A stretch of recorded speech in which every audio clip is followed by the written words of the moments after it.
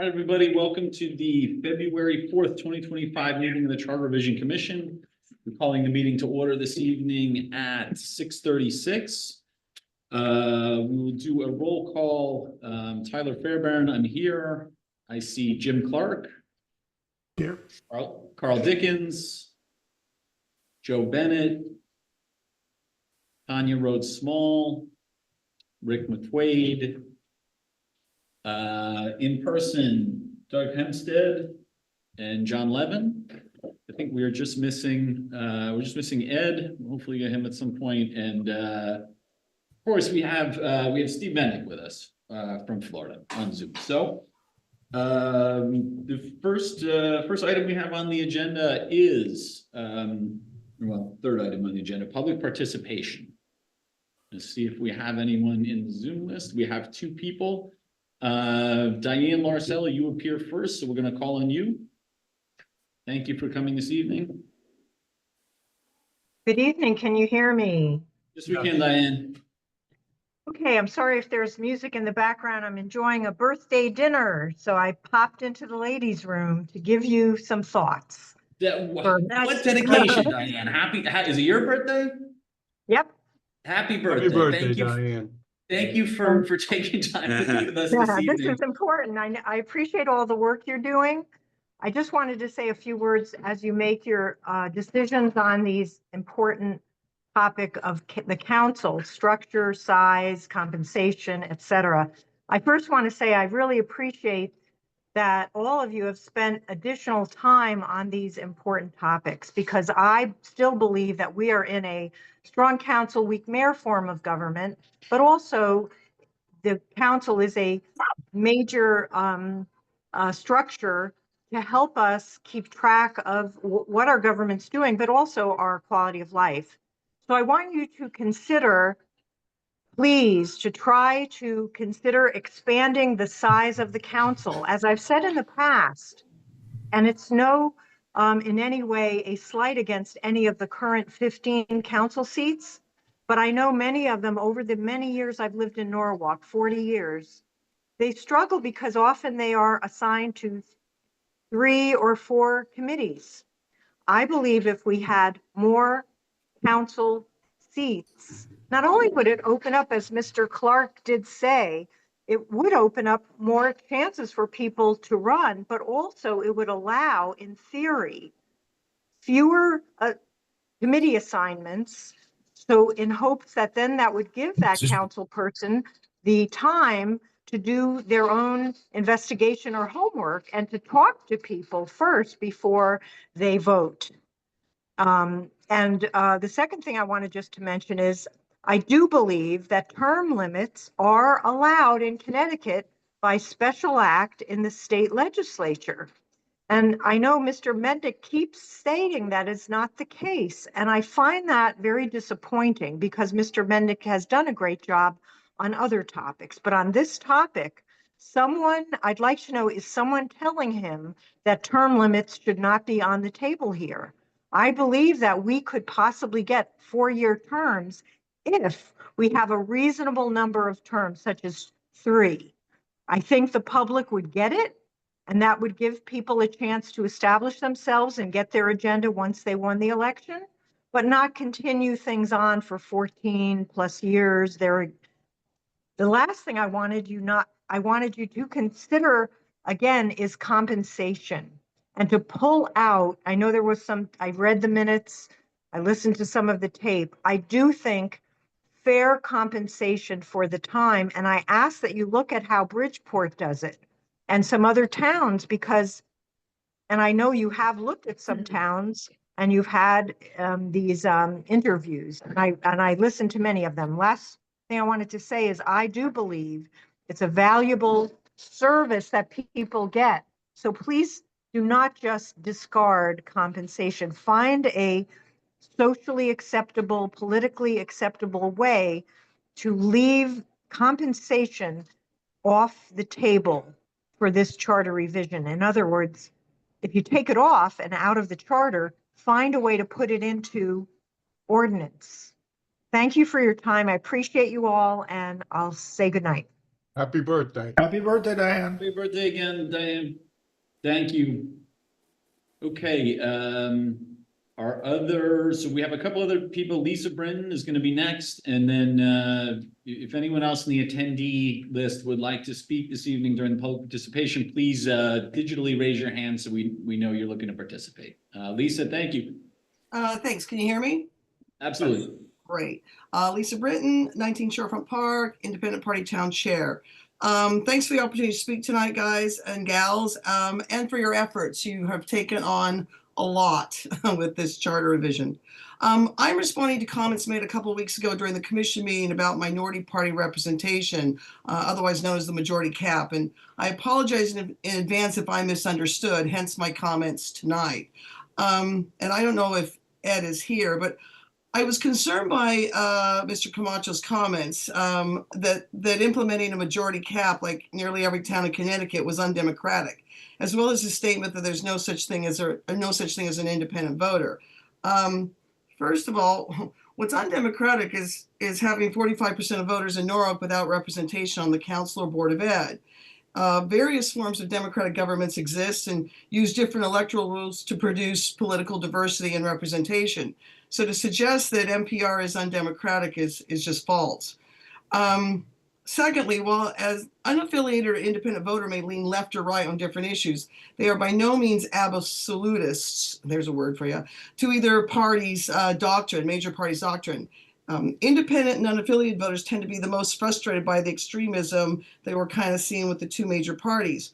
More than anything else, we want balance. As an example, speaking only for myself, I'm more fiscally conservative than most Democrats, but far more liberal on the need for gun control and abortion than Republicans. Now, those aren't citywide issues, but I've never voted straight party line nationally, statewide, or locally ever. I would hope Mr. Camacho appreciates the dangers of single party rule that we're seeing at a national level, so I don't know why he's so blind to it in Norwalk. For example, a decade with 24 out of 25 offices held by one party, including the mayor, council, and board of ed, I think it's hurt our transparency because decisions are made outside of the public eye in caucus. I think it's fostered bullying by the executive office and the superintendent's office. And it's failed to incorporate diverse ideas outside of the 3-minute public comments. The result's been, a decline in our quality of life and kind of school district standards. As we face budget crisis each year. The pressure that Donald Trump puts on Republicans nationally is no different than the pressure that Harry or Alex apply to local Democrats. My advocacy for minority party representation stems from 4 things. 1, a need for more balance. 2, a need for more public discussion. 3, a need for better check and balance of the executive offices. And 4, finally, a fair representation of the electorate. In closing, I saw on Meet the Press this past Sunday, there was a 1961 clip of Bobby Kennedy saying that the legislative branch needed to be a check and balance on the executive office.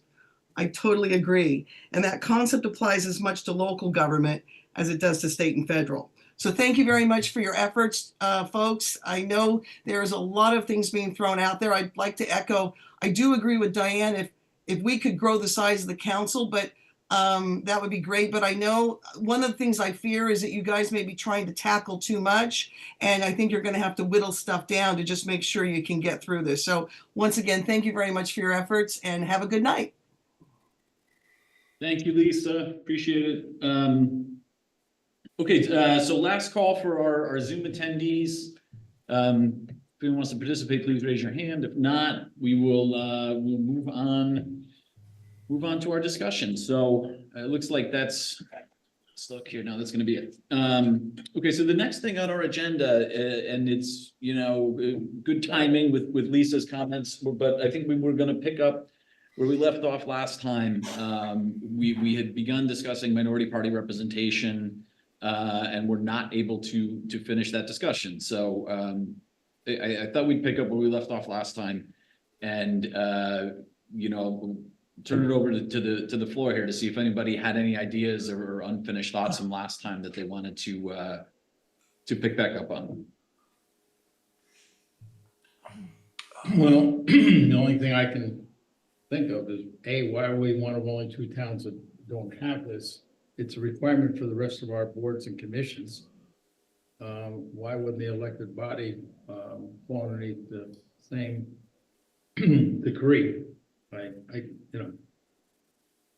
know we got into a discussion as to, councils being, 15-0 or 15-1, and, having been part of a majority and minority, you name it, I've been on one end of that stick or the other.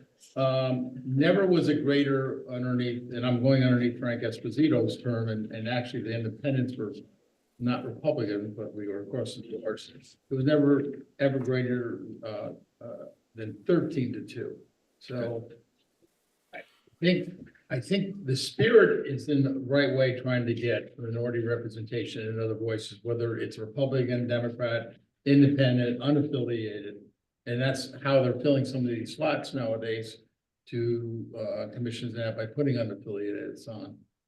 I think it's important that, which probably, in my opinion, I would be in favor of moving ahead with it, but making sure the guardrails are there, not to, you can kind of usurp it, Right. as in, I think it was Harper we were talking to at one point, figured, got around it. That's my Right. opinion. Okay. Any other thoughts as to whether this is something that we should include in the proposed revision? And if so, what does it look like? I'm sorry, are you talking about council size? We're talking about minority party representation, Jim. So if Oh. that's something that we were to Okay. add to the charter, if people are in favor of adding that, what would it look like? As I alluded to last meeting, I think that if we deal with the size of the common council, and I'm not sure how we would, but I think that if we deal with the size of the council, we could, to a certain degree, help with NPR. I'm not sure, and I have a question here. I don't know yet I really don't know how the districts are divided geographically. So if maybe Mr. Mednick or some of you've been in city government longer could explain how the city is divided, because I'm sure certain parts of the city will have different political parties represented more or less. And that was something I'd like to understand more clearly to help me do my job here with the commission. Are you asking Jim the makeup of where they're located, or like District Well- B being South Norwalk or something along Well, not just where they are, but if we have access to party representation within those geographic areas, so that we can get a sense of areas that might have more independents or more Republicans or more Democrats. And I don't want to see us get into I don't want to see us get into any gerrymandering, but I do want to get a sense of who is where and make sure that we're not set up so that certain people are not represented well because of the way the districts are divided. Okay, Does that make sense? yeah. Okay. I just want to make sure. But I don't know, if I may, Mr. Chair, Yeah, please. and I think it's a great question by Commissioner Clark. What I don't know is we just went through redistricting, and they're in the process now of pulling the administration. Rick McQuaid may have a better idea than I do of that. So I don't know if they have a breakdown along the new district lines. Rick, do They you know haven't- whether- They haven't haven't- completed it yet. Yeah, And So they're some probably- have moved left, some have moved right. I mean, the way the lines have gone, probably could have it by the next meeting or maybe the meeting after that. yeah. What I was going to suggest is I was outside counsel in setting Yes. up the redistricting, but I was not part of in the way I sit with you, so I know everything, just Right. about everything. Isn't that creepy? I know everything you guys are doing. Not Oh, everything. creepy, thanks. Thank you, Rick. But I wasn't as involved with the day-to-day meetings of that group, so I can take a look at some of the data. But just generally, Jim, there's very strict rules on how you do redistricting, gerrymandering.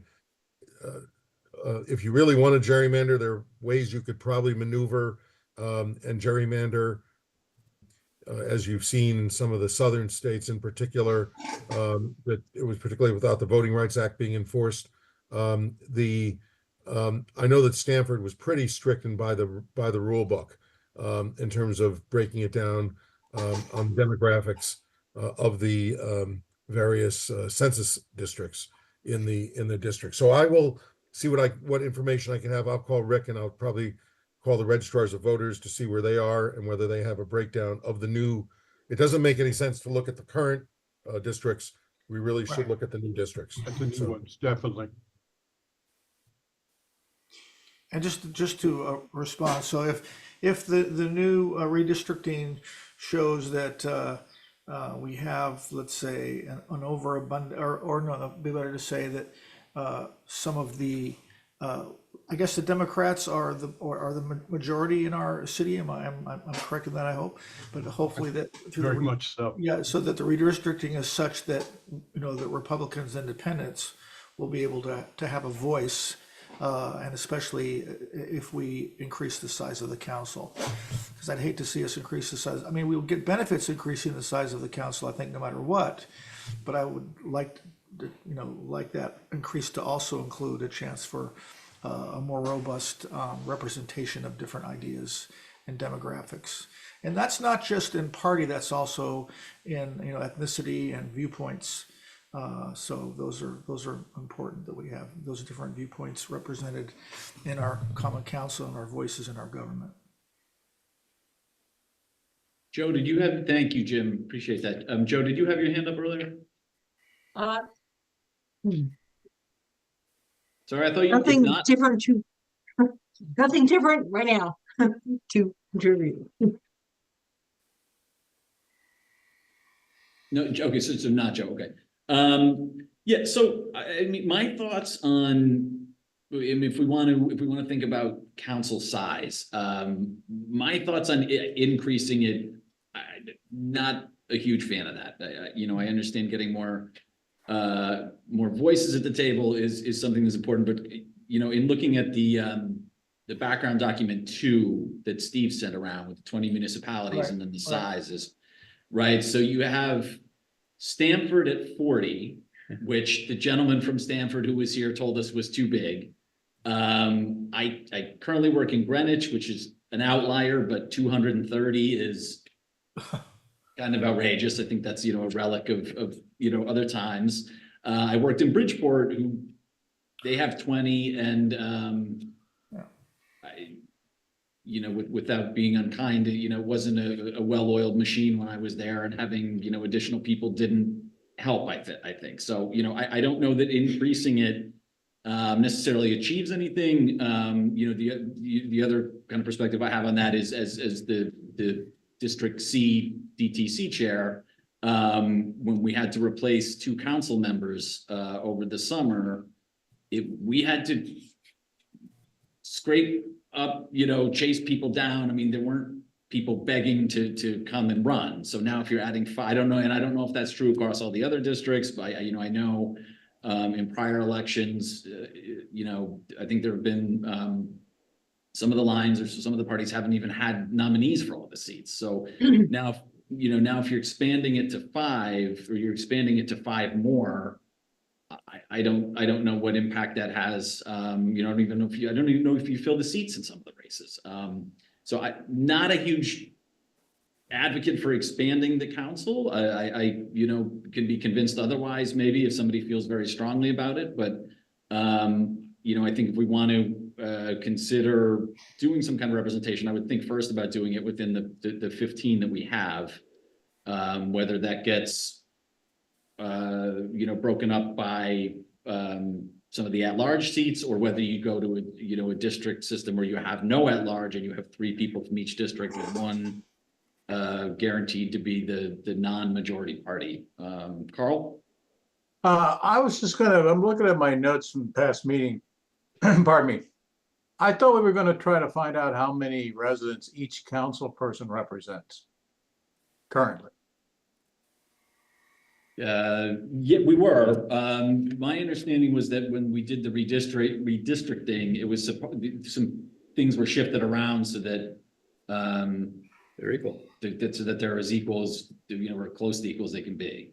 So, but do we know what that number is? Does each council person represent 10,000 residents, 15, 5? I mean, if the math was done right, it would be 93,000 divided by 5 and then 2 council people for each district, right? And if Okay. you're serving at large, then you're representing all 93,000, or you're elected by all 93,000. Correct. So, I mean, to me, I'm just trying to figure out, and I probably know, but it's escaped me. And Brick, either you or someone else may know how we arrived at 15 council seats to begin with, or what did it start as? Did it start way back when at 4, then it increased to 6, then it increased to when now we capped it at 15? We didn't cap it. I'm just trying to find a logical way to explain to the electorate and even to ourselves why we would increase the number of seats. I hear, and having known council people, that I know that they have something almost every night, or they're on 1 or 2 different committees. Yes, that is true. You add 5 seats or 6 more seats on council, and I'm assuming, Doug, even at large people are on a lot of these committees that Oh, yeah. district guys are on, right? Mhm. Absolutely. Okay. So I don't know that lessens the workload by adding council people. Maybe it does, maybe it doesn't.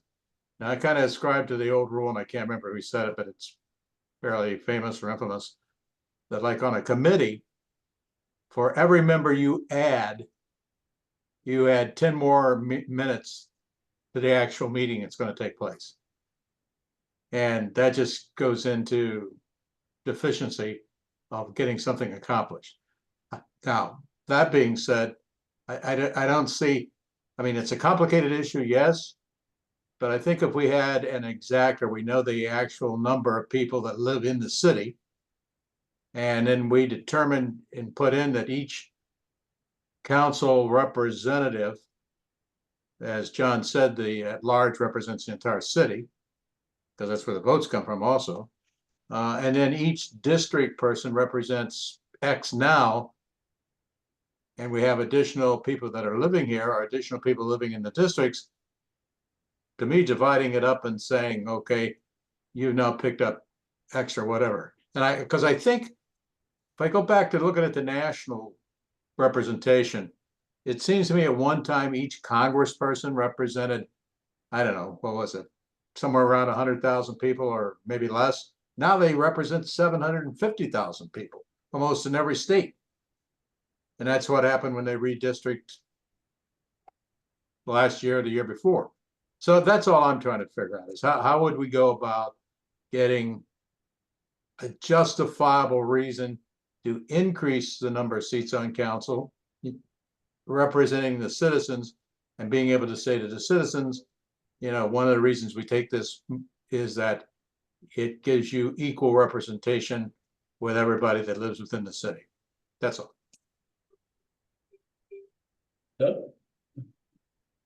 Thank you, Carl. So listening over the last few months, it's kind of like there's 3 scenarios, the way I was listening. One was what we're talking about now, increasing the size of the council.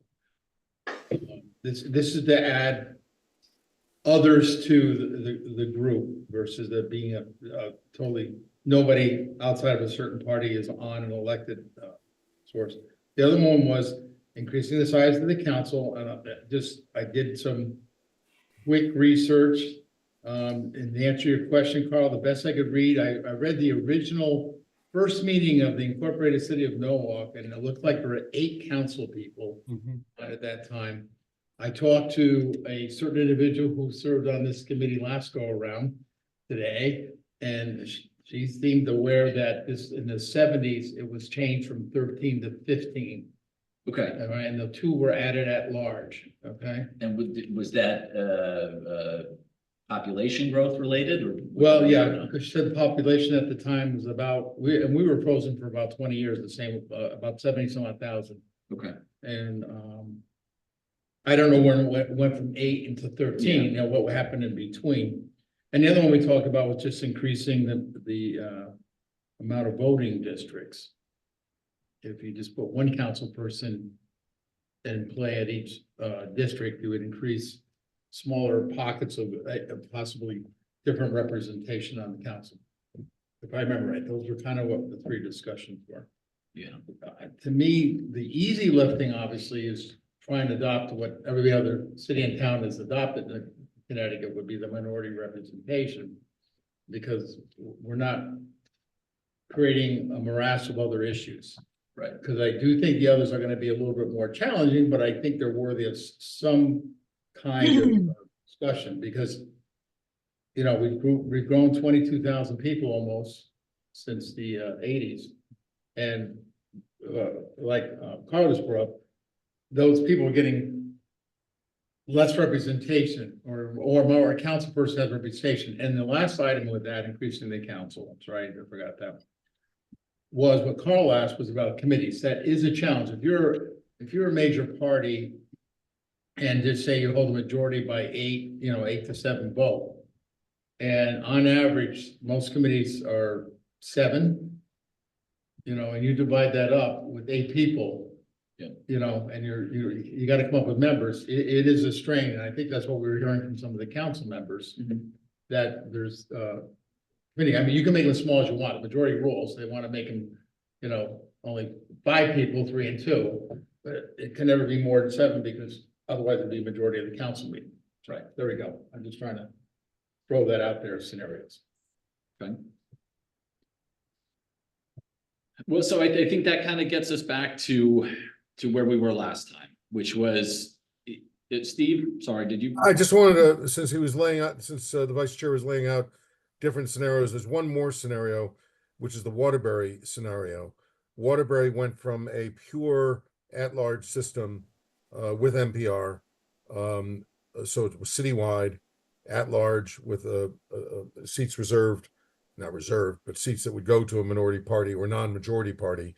And they moved about 10 years ago to a district system with a mini at-large, meaning 15 members. They kept their body at 15 when they moved in this direction, and they have 5 mini at-large districts, so that instead of the possibility of ending up with every majority member from one part of the city and every minority party member from one part of the city, they could all be from the same little cluster in one part of the city. They decide to split it up into the 5 districts so that your majority party would be within these certain neighborhoods, but also the minority party representation would come from the same neighborhood. So you end up with geographic distribution of representation within the at-large concept. So that's the approach Waterbury took to it. I just thought you should put that in the mix. I think that was kind of left out of the mix.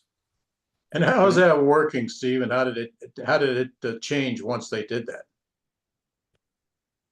I can look, and I think they like it. We didn't change it. I just did charter revision last year with Waterbury, and everybody seems to be pleased with it. What I will say is that the Waterbury Board of Aldermen looks much more diverse and representative of the geography of Waterbury than it did 20 years ago when I did the charters in the beginning of the century, where a good number of the members came from the more affluent middle-class neighborhoods to the detriment of some of the inner city neighborhoods. So with the district at-large, mini at-large system, you automatically force geographic representation. Now, you already have geographic representation in your districts.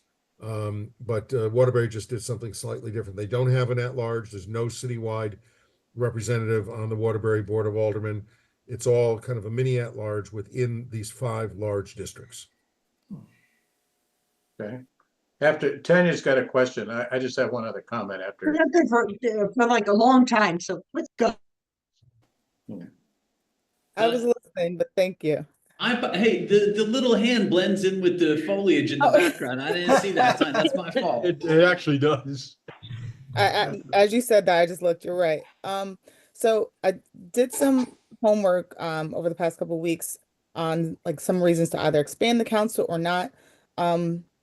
Increase representation, which everyone seems to be on the same page about.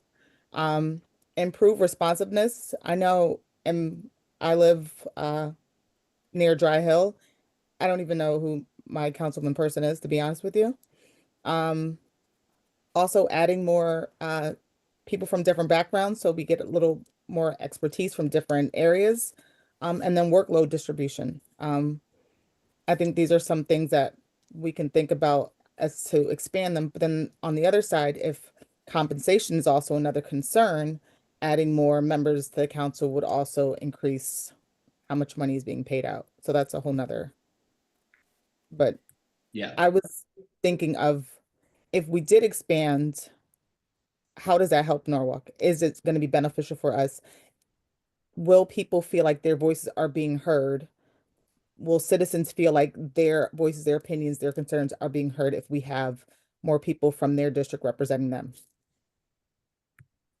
Thank you, Tanya. And the compensation is a great point, and I was going to mention that. I think it was one of the things we decided at the last meeting was to not, we're not going to dictate that this time. I think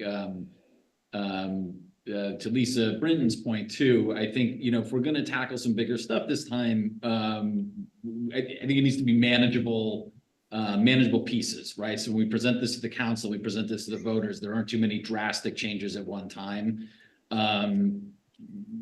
So related to the compensation, I think if we're saying, well, we want to pay people more and you dictate that in the charter and we're expanding it, so now you're on the hook for another $50,000 or $75,000, I think it becomes challenging. So, if we want to, I do think that if this is something that we're going to consider, the best way to do it it's probably you eliminate the at-large and you have 3 people in each from each of the districts. I don't know that expanding the council size improves how things are working in the city. I don't see it. So I think that would have to be the consideration if it's something that we want to do. And then it's how many, do you have 1 from each of the districts? I see a number of answers. So I'm going to start at the top of my screen and then work my way down. Rick? Yeah. I'm going to reiterate what I've said for the last few meetings. I think we should go with the basic of looking at expanding, but as far as term limit and compensation, I just think it's the wrong year to be putting it on the ballot. I've been here before with charter. I think when you're voting for something that actually are going to have people that are going to be part of it, I just don't think it's a good idea to go there. So I think that what we should do is try to break this down even to a smaller thing of what we actually want to see on the ballot this year, or what to go forward, or what to put out to the residents, and really keep in mind we shouldn't be voting for what the municipal election should not be where we're voting for compensation and terms. That's just my opinion. Rick, did you said term limits? Did you mean term length? Yeah, term length or term length, yes. Like, 2 or 4 years, I'm sorry. I say the same thing, meaning the same thing. But I really think that's a focus that can even take this down and help us move along what we want to do here. And Tanya is also correct in mentioning how it's broken down and how we're going about. So we have a lot of things to look at within what we're going to be looking at. Hey, Steve? I have a question, if I may, Mr. Chair. You corrected or you asked the first question I had because he said term limits. But can I just say something about term limits since it came up again today? Yeah. Yes, you can go for a special act. Are you going to get one? Probably not. That's not the way the state tries to amend charters in the 21st century. So you can say that all you want, but the fact of the matter is the special acts that exist, that there are no special acts on term limits to my knowledge. The special acts that exist for recall were passed in the 19th century and the early 20th century. That's how they got special acts. They did not get them in 1950, 1960, 1980, 2010, etc. So you're not going to, that's not the way it's going to go. And then how do you mesh that with a charter revision? So it's not part of charter revision. If people want to go to the legislature and try to do that, they can do that. So I just want to get that out of the way, that it's not really an issue for charter revision, no matter how many times you come to a public comment session and see it. And happy birthday, but no matter how many times you come to a public session, it's not going to change the reality. That's all. The other thing I wanted to say, and I wanted to ask Rick about this from a perspective and from a charter building perspective. I understand his political argument, and we're in a political year with all the offices coming up. One of the ways I have dealt with controversial issues like four-year term, for example, one of the objections to the four-year term is, well, all these incumbents are trying to feather their nest and try to get a benefit while they're in power, and I don't want to give them that benefit.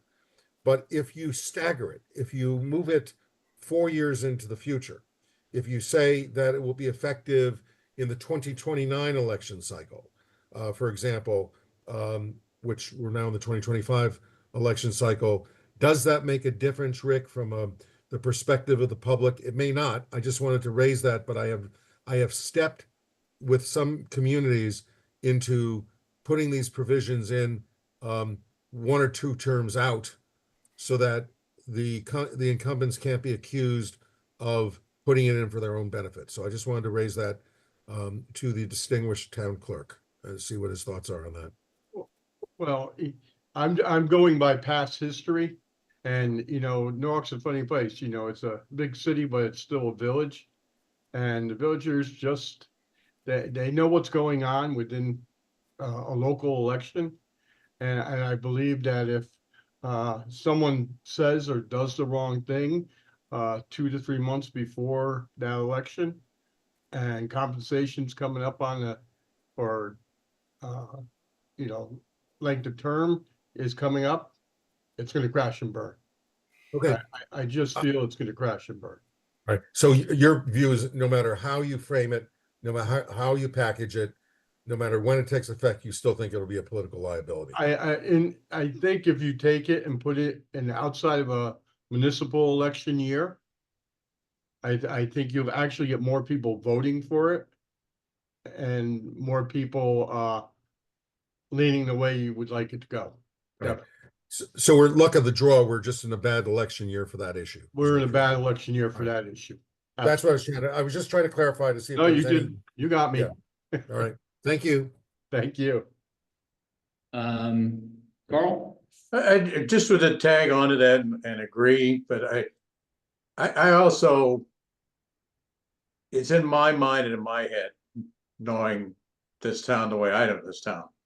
I just want to caution all of us on the commission not to get caught up in something that I deem to be stuff that's hidden in the back for political reasons. That this is not, to add council members is not going to put more people in council seats for any particular party. And that's the feeling that I have, is that the agendas on some folks that we hear from is that that's a backdoor way of, oh, well, if we add 5 seats, we'll get 5 Republicans on council, and there'll still be those from the Democratic side. It won't work that way. It just will not work that way. But I think that that's the straws that are being grasped at. I've said from the beginning, since I've been in this kind of stuff in this town, is that you want more people from your party on council, then you gotta do a better job of getting people to join your party, and you gotta get great candidates. Other than that, I don't want this body to be, I don't know, used that way to add seats for any particular party. Rick, I mean, you can disagree with me 100% on that, or Doug, you can chime in, not chime in, I mean, but that's my feeling, and I just want to throw that out there. You're right. Jim, you had your hand up. I did, yes. Thanks, Carl, for those comments. You know, as we consider whether we really want to add more seats to the Common Council, I think one piece of information I would like to have is how many subcommittees are there in total? And so we would like to get an idea of how much work really do all the Common Council members have. You know, and that will give us an idea, at least for me, it will help me to understand what their workload is. Because I've heard people saying, well, they're, you know, they have too much to do and this and that, but I don't have any really evidence yet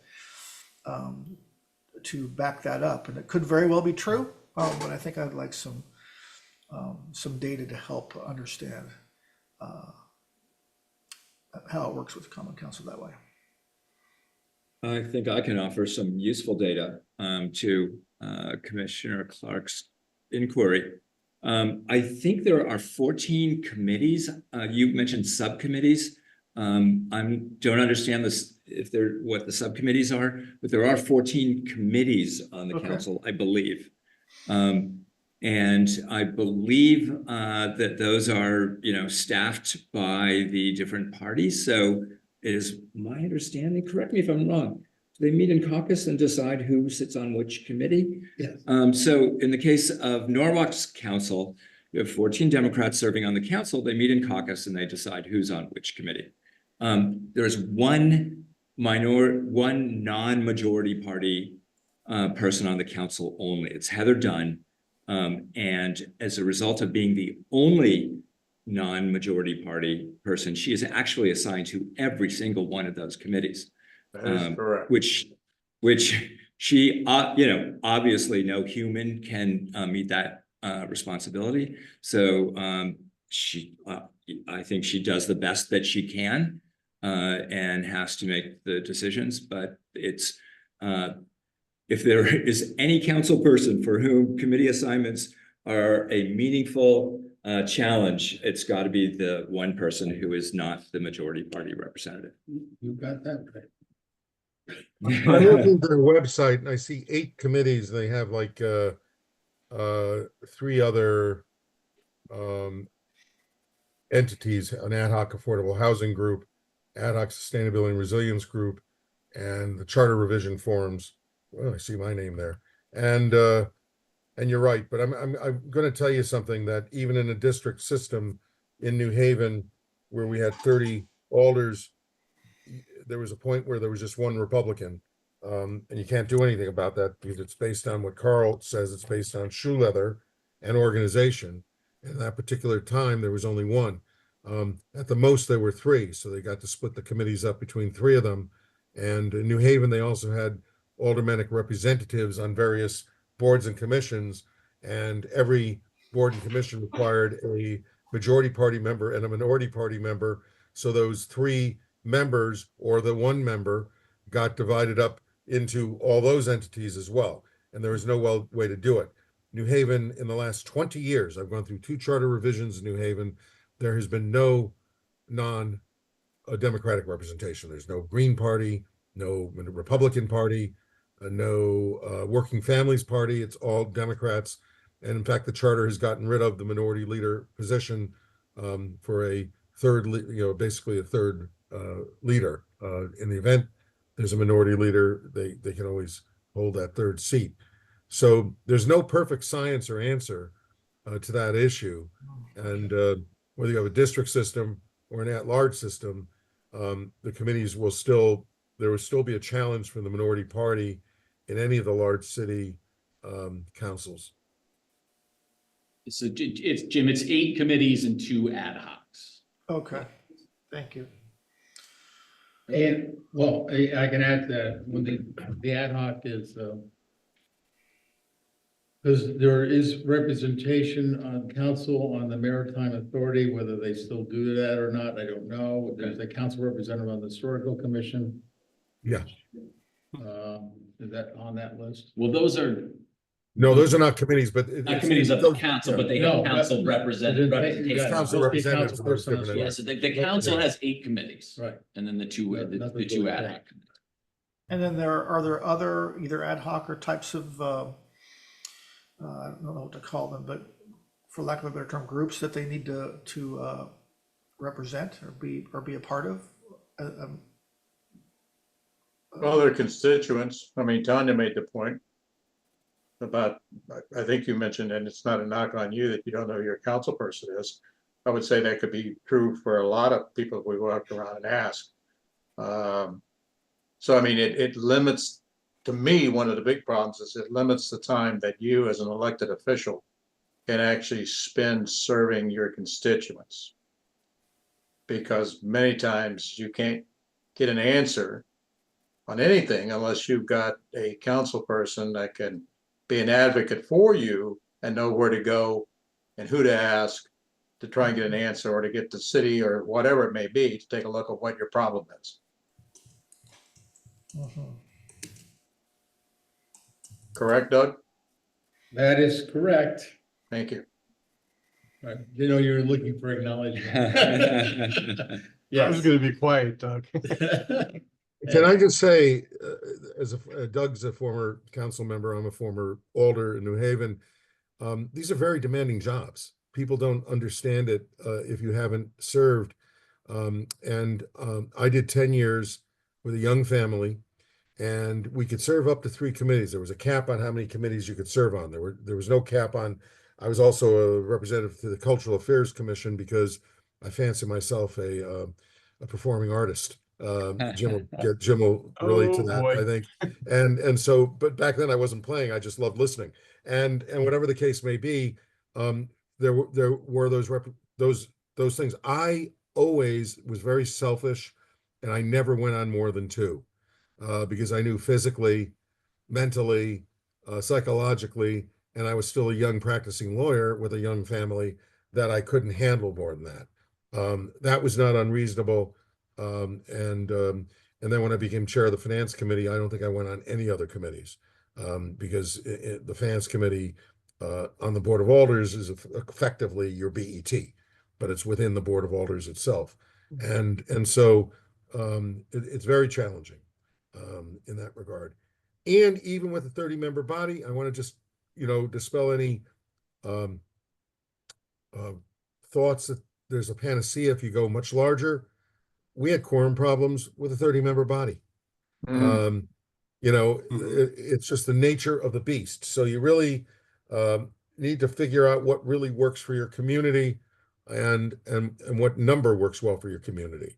I won't give you my instincts on that, but I just wanted to just give you kind of like a real life experience of how somebody felt being in that position. So I just wanted to put in my 2 cents, non-expert opinion. This is just old folk tales.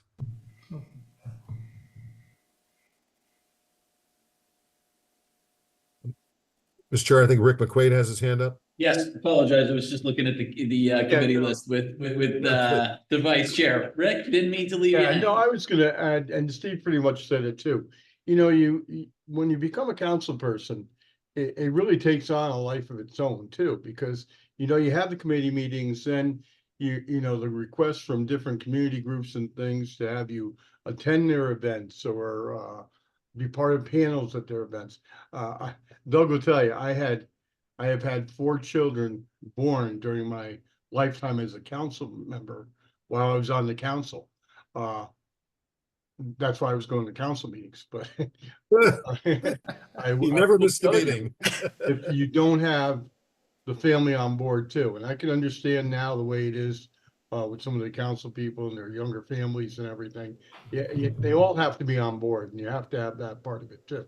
But it's a demanding job. It really, really is, and takes up a lot of your time. It really. So I just wanted to add that part to it.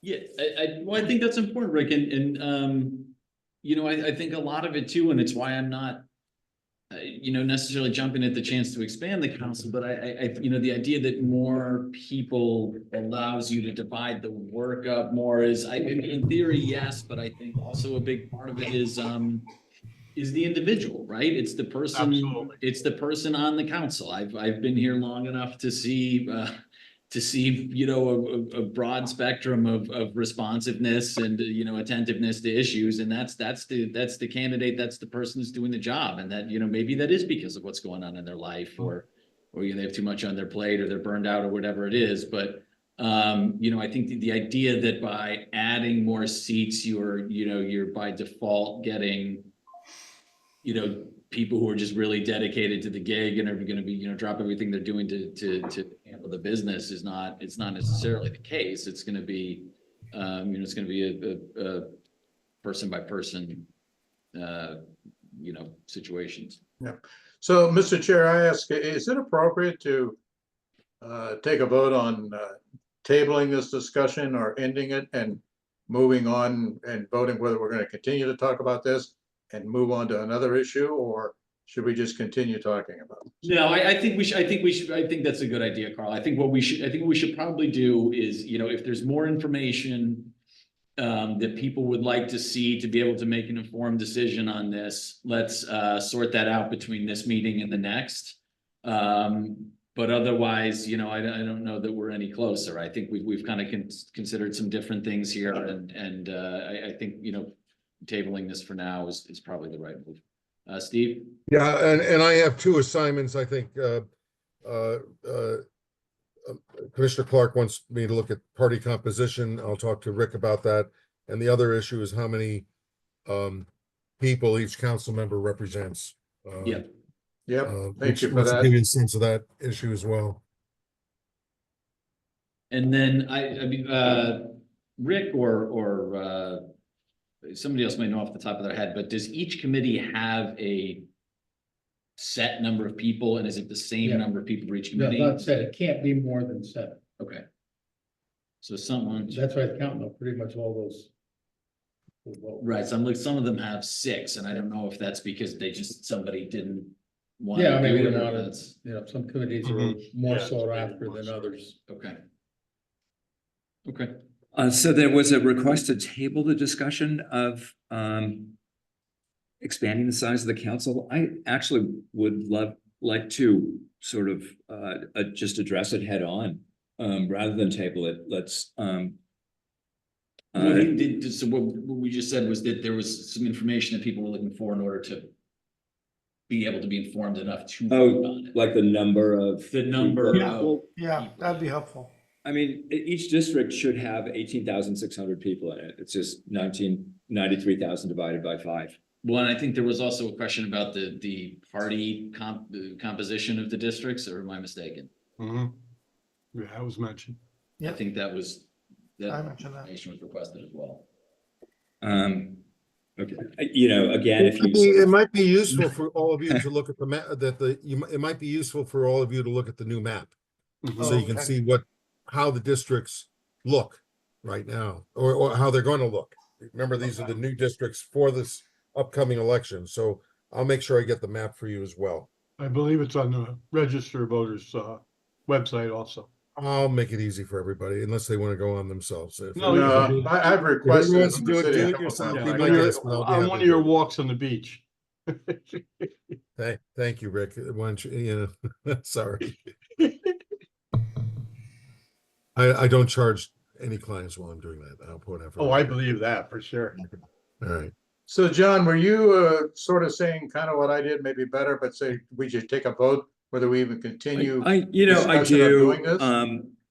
You know, frankly, I concur with our chairman and also with you, Carl, that expanding the council will not alter the outcomes in terms of party representation, and that it will make the body probably less functional at the margin rather than more so.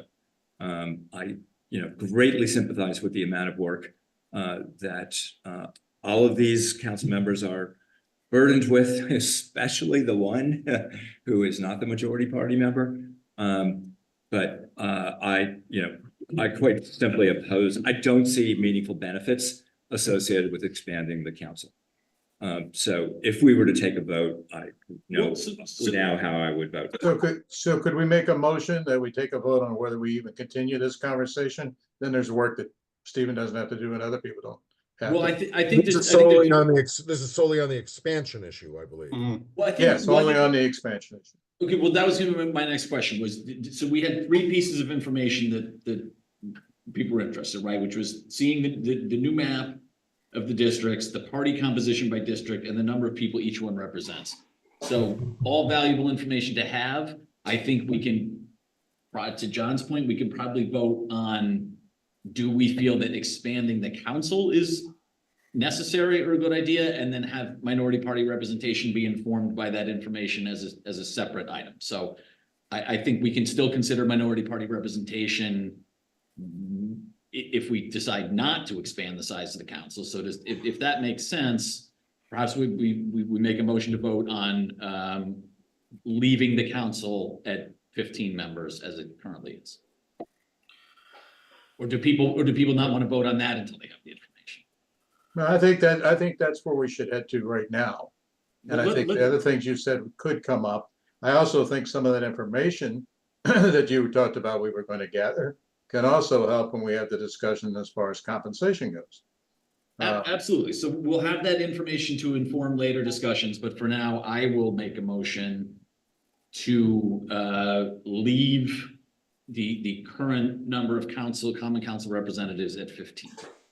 I would second that. No second needed. We're under. Okay, so all in favor of leaving it at 15? I was just checking. It's Carl, me, John. That's 3. Opposed? I just think I'd like to get more information. Yeah, me too. Same thing, more info. One more information. Okay. Well, so is I'm sorry, there's at least 3 or 4 Ricks. Okay, so that will not pass. We'll get some more. Do we need a motion then to table this until we have the information Motion to for later table. discussion? Motion to table it till we receive the information. Okay. It doesn't show up now next week, we're still 2 weeks from now to get the information as requested. Got it. So Motion. all in favor? Do we need to vote on the motion to table? The motion to table until we have additional information made by Doug. All right. Unanimous with John. Okay. So that's council and NPR, That's council, that is council size and. size, NPR, okay. So the third, I mean, if there are other structure of the council issues that are covered broadly, we can discuss them, but the third specific thing that we'd had on the agenda this evening was vacancies. And how vacancies are filled. Steve, correct me if I'm wrong, but when my district had to deal with this over the summer, we had to replace 2 council people. There are, the DTC had rules for how soon we had to do that, but I didn't see anything in the charter that had that. All the charter says is that when a vacancy occurs, the council, town committee of each political party in which the council members whose office has become vacant, shall make the recommendation. If the person is a district representative, it has to be somebody from the district of the former incumbent. And there's no time frame on it. So I imagine your party has rules, Tyler, that kicks it down to the district level to make Yeah. the recommendation, then it flows through the town committee. But there is no time frame. So question there, if a Democrat or Republican, let's just say Republican, resigns from their council seat, does that vacancy go then before the entire district and all members of that district get to vote on it? Or is it only the people of that party get to pick who replaces the person that resigns? It's the It's the town party. committee, it's the party, it's the town committee Mhm. that makes. That's the way it is now. It's Yeah. the party selects you know, I suppose how the party deals with it is up to the party rules. I mean, we, you know, for the DTC, we had X number of days and then it has to go before the full DTC, but the only people who are voting on it are the people from the district where the vacancy occurred, That belonged to that party. that belong to that party. Yeah, because Right, my so- understanding was when we had that with a Republican, Rick, that we had to open it up to all electorate. Oops. For what position? Every Council person when they moved. party sets up its rules, so it could be the executive committee becomes the committee Yeah. for any kind of replacement. It's been that way in the past, if there's a vacancy. Sometimes it's up to the party rules, but It was the party rules. it belongs to the party representation. Now, if somebody got elected unaffiliated, that would be a little bit on the interesting side. What would happen? Yeah, it would be. So there is no time frame. I can also say, and I don't think I included that in this chart, but I can develop a chart for you to show you how other communities do it. If you're comfortable with having the town committees make the selections for the partisan replacements, because most charters where you're going to have an appointment, the appointee has to be of the same party. You don't want to have a situation where somebody gets elected from a party and then the majority party or the party that has dominance says, well, we're going to put another one of our people in and build our majority even greater than it is. So that's not an uncommon provision. And both in Stamford and Norwalk, you tend to have the parties making the choice. In other communities, it's done different ways. You have the council. You could have a itself. special election, right? You could have a special election. One of the things I was going to say is if you take a look at the way the Board of Ed has it, because the Board of Ed has a 4-year term, they do have a situation where for the first 16 months, there is an appointment process, but following or for the first 16 months, there is an election, and after 16 months, there's an appointment, so that you have, the longer you have, you would have an election on the early side of a term. In New Haven with the 2-year terms, I think that anything that occurred in the first 18 months of the 2-year term would be subject to a special election. So it would not be an appointment. Only in the last 6 months of the 2-year term would there be an appointment. And I think in New Haven, it was done at the time by the Board of Aldermen itself. Might have been the mayor. I'll have to go look at that. But I can give you a chart to show you how it's done. But if you're comfortable with it being done by the party committee, and the only issue you might have is how quickly do you want to get it done? Do you want to keep a vacancy out there? I would think the parties would very much want to get somebody back in there as soon as possible. But if you think you need to tighten it up, that would be the only recommendation I'd make, is to have it done within a certain period of time, to put pressure on the party to come up with a nominee very soon. And if they didn't do it within a certain period of time, maybe give the power to the council, but the council would still have to appoint somebody from within the party that was represented in that district.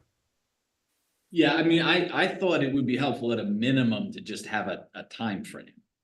So that you don't have the seat open indefinitely, you know, so that Fully it, left open, right. I agree. right, I mean, you wanna, so aside from the other issue of, you know, whether it goes to a special election or whether, you know, when and where there would be an appointment, I thought it would probably be reasonable to have like a 90-day limit. You know, if you're doing it as a party nomination, you know, the party then has to have a district level meeting and then a full party meeting, and then it, you know, makes its way to the council. So you probably would need a little bit of time to do that. I think 90 days would probably be reasonable. Do other people have thoughts on this? I think 90 days is too long to leave a seat open. Too long? I think it's too long. It's too long. And because I think if it's left up to just the party, everything you said is true. You'd have to do this step by step. But I see no reason why that couldn't get done in 30 days. Including finding a new candidate? That seems kind of, I mean, it seems possible, but I can. Well, yeah. because the party leadership at the town leadership and at the district leadership is gonna fairly well know in their own mind who they want to replace X that left. They normally do. So then you need to have a meeting of the entire town council of our town committee or the district first.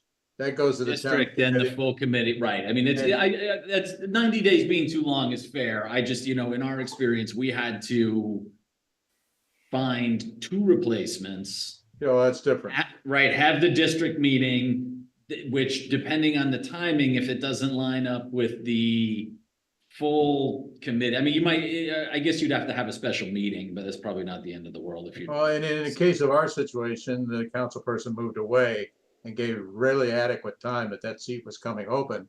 So the wheels were already grinding about who the party wanted to replace him. So then 30 days to get the actuary done, I don't see why that's too short. Right. I think if we got to go to a special election, that may be a different story, because then, Rick, you got to ramp up the full election process for just that district, right? Yeah. And is that expensive? Oh, you're probably gonna be looking at, for just a district. Yeah.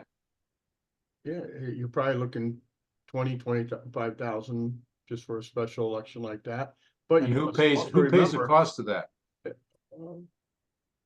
if it's a citywide candidate, all the city polls are open. expense, but you also have to remember, if it's an at-large person that leaves, then you have to open up the whole city and all 13 voting district places, Yep. and more poll workers, more, Mhm. it adds on a lot more. So yeah, right now the party way looks okay, but I think also we look at, you know, if someone was to resign within, say, 30 days of being elected, I think we have to look at it a different way, that way too, so.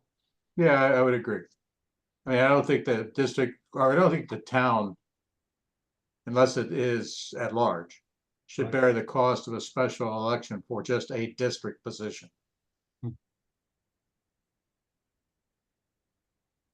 Doug? I guess your situation is kind of unusual with that, because let alone one person resigning and not being able to find a replacement, let alone 2 at once. It's not the norm. I mean, Right. in my years of experience, I've seen it where somebody got elected, got sworn in and resigned, Okay. right? We have had that Oh, my Okay. goodness. before they ever went I to. won't say, I'll say that, Rick, I'll tell you later who that was. Oh, I know who it is. And I've seen somebody resign, you know, with 90 days to go, before the election. So if somebody gets Also elected seen for it. the party, but I gotta I still remember, wanna, I've I also still seen would it like to time. address. There is in the, I think the charter, I'm not sure which section where it's an ordinance. The council was supposed to first accept, and announce a vacancy has been declared. And then I think you can't put a person in until 2 weeks after that vacancy is declared. It used to be that way. So. Okay. I don't know if that's still the case. I mean, Yeah, I I know. know that it's, So I'd like Steve to look at that to see what the internal rules are for the council, just so that's a time period. right, so we Okay. had, our representatives they had a day, right, Right. where the clock started ticking. Right. From that day where we had to fill it, it was their last meeting, however that got Right. sorted out, you know, I guess between them and the other council members, or council leadership. Right. But, right, so you have, and then, you know, the party rules are you had 60 days and, I mean, I think maybe 60 could be a compromise and you have to do a special The meeting. party still needs to get its act together. The party has to go through the steps, Right. so it's depending on availability and having a quorum at the district level to do a special meeting, to think- vote on it. I mean, maybe it's 60. I'll give you 60, Tyler.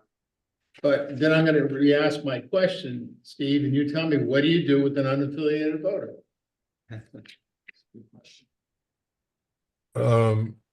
They don't, I mean, Get to there should vote. be a provision somehow, I guess, a special election in those cases, I don't know. If you had an That's- unaffiliated, affiliate voter, I You mean. petitioned their way on, yeah, Well, no okay. voters, now we're leaving as parties to the nomination. Who nominates that person, right. and how do you pick that person?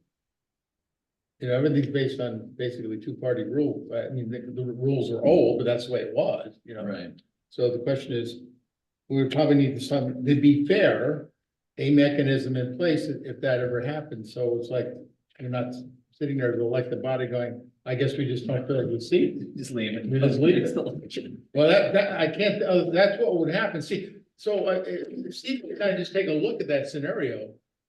Just so we can, you know, is that what would happen? Seat just remains vacant until the next election, and that's the way it is. Well, there's different Or if a communities. seat stays vacant for a certain period of time, it triggers an automatic, election. Right. Don't reverse, not how long you're into the term, Well- but how long a seat may remain vacant, and that, I'm just trying to. There's different Opening mechanisms. this up, we can, you know. Steve? There's different mechanisms for dealing with this. If you're keeping your historic structure of having the political party make the choice, the assumption of most charters is that you replace an elected member from the same party that they held. I think that reinforces the two-party system. I get that, but it also respects the most recent electorate election. So Yeah. it could be somebody outside of the DNR category. If somebody was elected from the Working Families Party, then you would expect that the Ds and Rs on the body, if they are the predominant majority parties, would have to agree to support that person from the Green Party or the Working Families Party or the Conservative Party, for that matter, if they happen to get elected from a district. But no voters are given a role in this, except for the few members of the Democratic or Republican town committees or the Working Families Party town committee, if it's a minority party that actually has a committee. Those are the only people that get to vote in this environment. And as I said, if you're worried about delays, which Tyler brought up, you can put a time frame on it. Then you have to decide, does it go to the council to make the appointment, still respecting the party of the vacant, the party of the former member, or do you have a special election? And then the question with the special election with a 2-year term is, at what point is it not cost effective to do a special election? New Haven made the decision, it was at 18 months. And if you're just going to serve the last 6 months of a term, then you go with an appointment process. Otherwise, you have a special election, let the voters make a decision. And so there's a lot of different choices here, but it all, if you're keeping your basic structure, then you put a limit on the party to do it, whether it's 30 days, 60 days, 90 days, whatever the time frame is.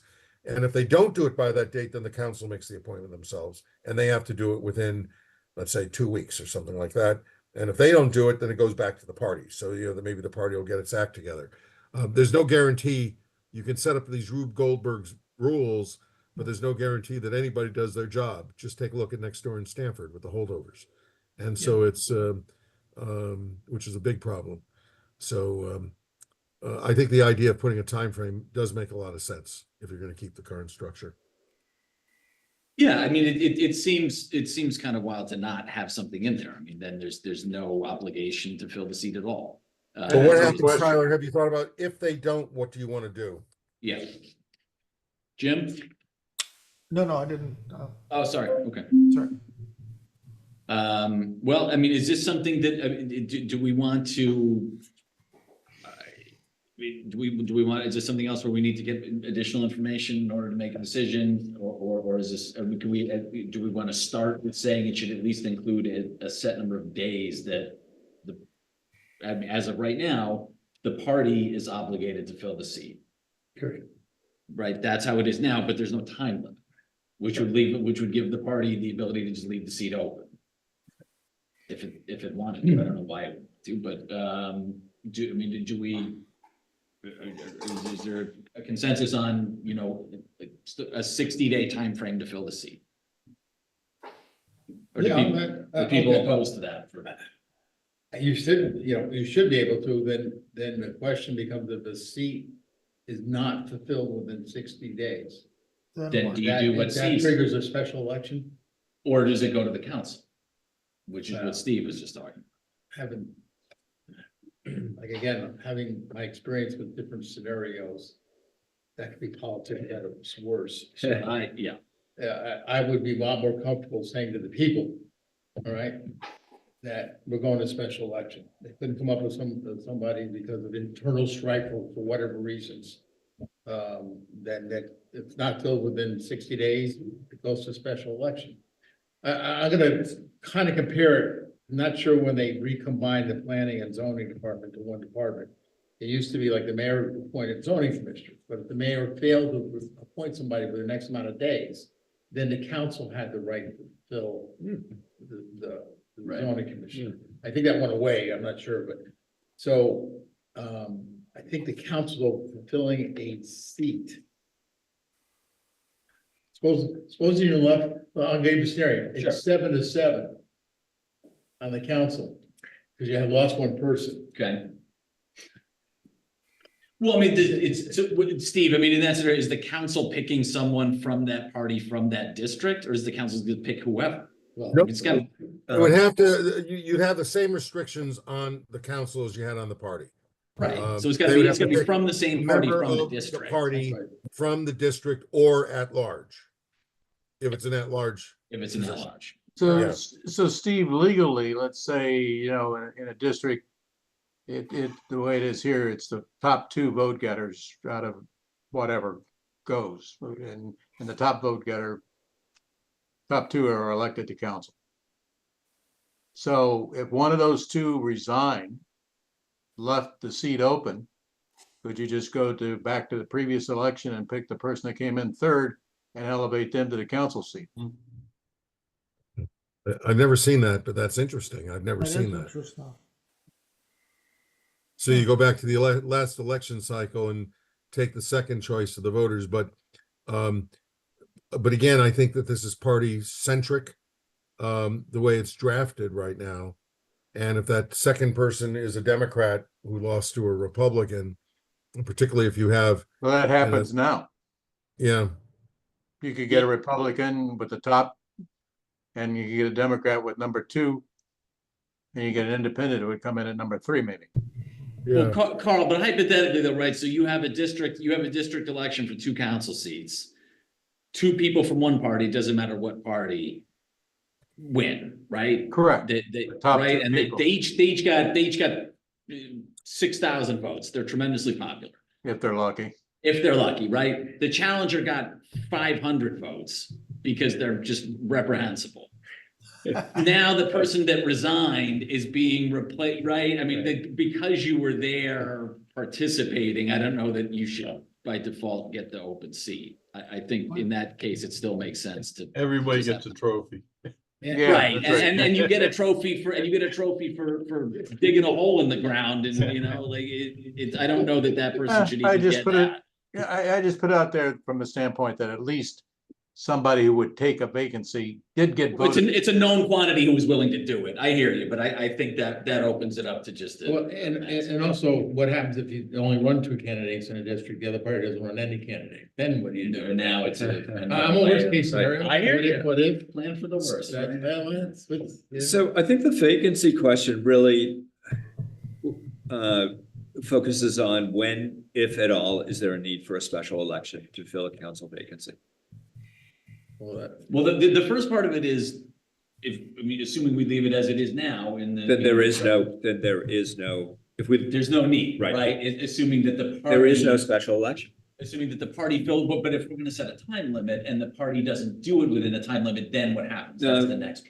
No, I think it's a different question. It's, if a seat becomes vacant, is there necessarily a special election? Not, which I Well, think that's- Steve had but that's- described That's occurred separate in some of from the cities. That's separate for, so right now, what the charter says is that the party of the vacant seat replaces the. Right. candidate. There is no provision for a special election. Correct, but there's Correct. also no time limit. So first we have to decide, is there a time limit that the party has to fill the seat?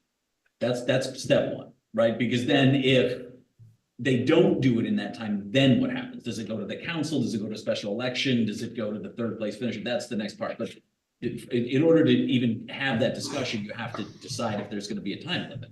Right now, there isn't. So here's a random thought, Tyler. Yep. So you have that situation in a district where somebody leaves and it's a Republican. And now it's left up to the Republicans to pick somebody to replace that person. And they got 60 days. The clock is running from the time they either left office, resigned, or whatever we want to say.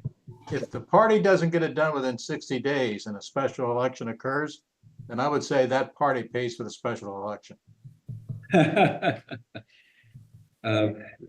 Well, I don't think, I mean, if there's a special election, it has to be held in District A.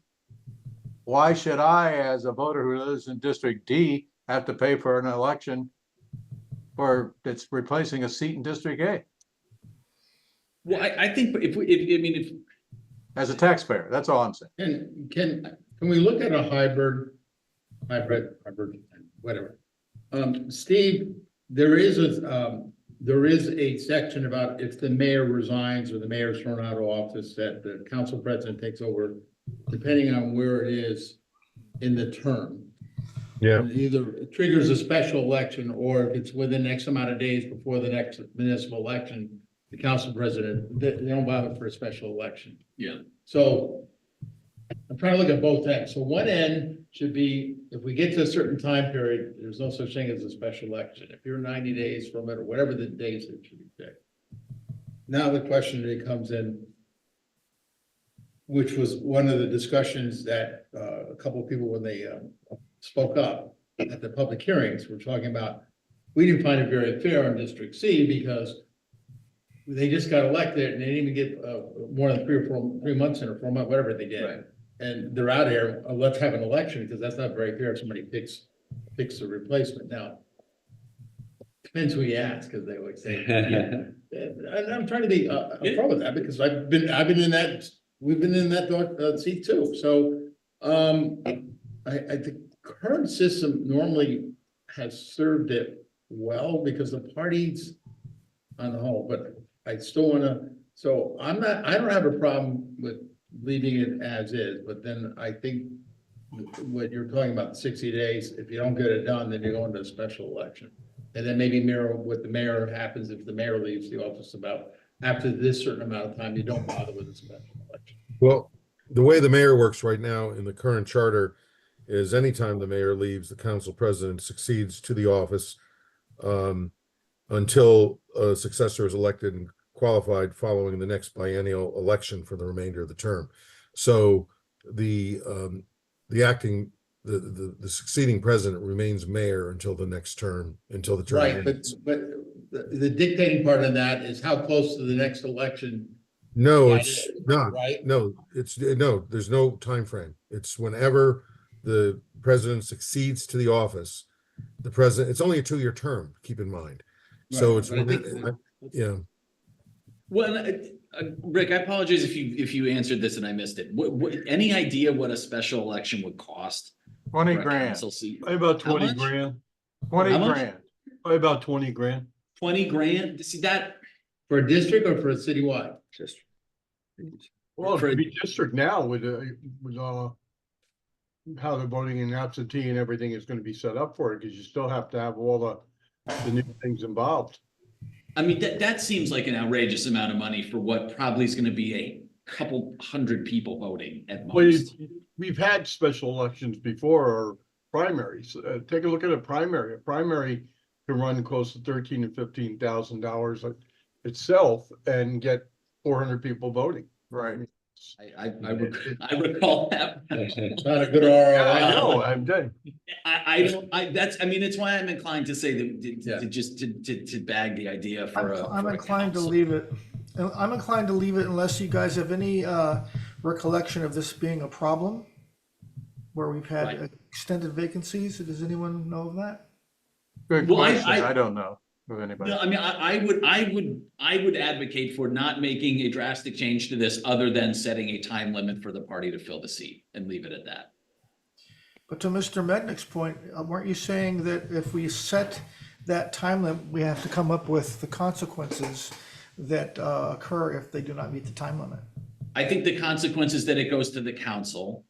And then if the council doesn't act, it goes back to the district Well, that. until somebody figures it Then out. that has to be in the charter as well, what the consequences are. Yeah, Correct. I would just leave, I would just leave it the way it is myself, but just leave it open and then the party has to fill it at some point. yeah, unless you can show me some instances in the past 50, 60 years where we've had an issue where it's been a problem, because it may be a solution in search of a problem. Fair enough. Yeah, that's fair. And I mean, I guess it's then up to the parties to have their own rule about it, right? I mean, if we're gonna say, and that could be whatever party it is. It could be whatever party the person was from. There would then be an expectation that that party would have a rule for figuring it out. I mean, well, I'm okay with it.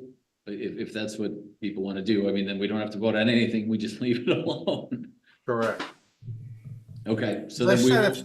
if someone can find any instances in the past, say 50, 60 years where we've had a problem with the vacancies, then we could have something to discuss that's real. No, that's fair, and perhaps that's an issue for a future charter revision commission if for some reason there's some silliness with someone leaving a seat open for a certain reason or whatever, but Yeah. if that's. Rick, you've never seen it, have you? What's that? That it's ever been a problem? No, I mean, the only time it really came up to was this past time when you had two leave at the same time. I mean, and that's the first time it's really been a problem of any kind. We've I had think council I people. only remember one that went about 2 months or so, once before. I think it was a At the district longest seat. for a seat. Somebody left the district seat and it took a while for them to iron out their differences. Oh, well, then we'll leave that alone and that can be someone else's problem in the future if it becomes an issue. So no change. No, I change. don't think we need any motions. No We're gonna change. change. No, I'd leave it. Just- All right. Check the box. So Can we state exactly what it is that we are, please? sorry, Joe? Can we state what it is that we are, voting on? We're not voting on anything. Okay. Yeah, we're not. That's why we're moving on from the topic. So we're gonna leave it alone. There's no change. It is what it is. So the last thing we had under new business, and this is something that, again, perhaps people need more information. I think Rick might have a little background on this, but it's something that we had, Carl and Rick, we'd done last time. We eliminated a few of the positions that Mhm. we realized were kind of superfluous. They weren't doing much. The people in those roles didn't know what they were. So we thought it would be, best to just get them off the ballot. But we still have sheriff and constables on the ballot and I think we were gonna discuss the length of term and the role and the need to still have them at this second go around at the most recent modern charter revision. So Rick? Yeah, I can give a little background on it. It's the sheriff position was more of a ceremonial one where we are now. It was part of the joining of South Norfolk and Norfolk together. It was a position that was in place. So it's been ceremonial. There really isn't much they can do other than, they can serve some papers and that's it. The constable, though, is on the other side of the coin. Constables are needed. I know that they're needed. They're used within the city for the tax lien services and servicing of papers from the law department. They also, get they aren't paid a salary or anything from the city. All it's fees based. So if you work real hard at it, you can make some good money at it. I mean, we have a couple constables that do very well at it. And then we have, the ones we have, the 7. There are some that just, again, it's a ceremonial thing that parties give to, maybe people that work hard on elections or those things. But I believe we should keep the constables. I think that the sheriff position at the moment is being held ceremonial by a long time person, so I would probably keep that there or let the party decide if that's the way they want to go, but the constables they are needed. They are needed. I thought we eliminated constables. Constables? Yeah, I thought we No, we did. didn't, no. We didn't? We Okay. eliminated selectmen and no. Treasurer.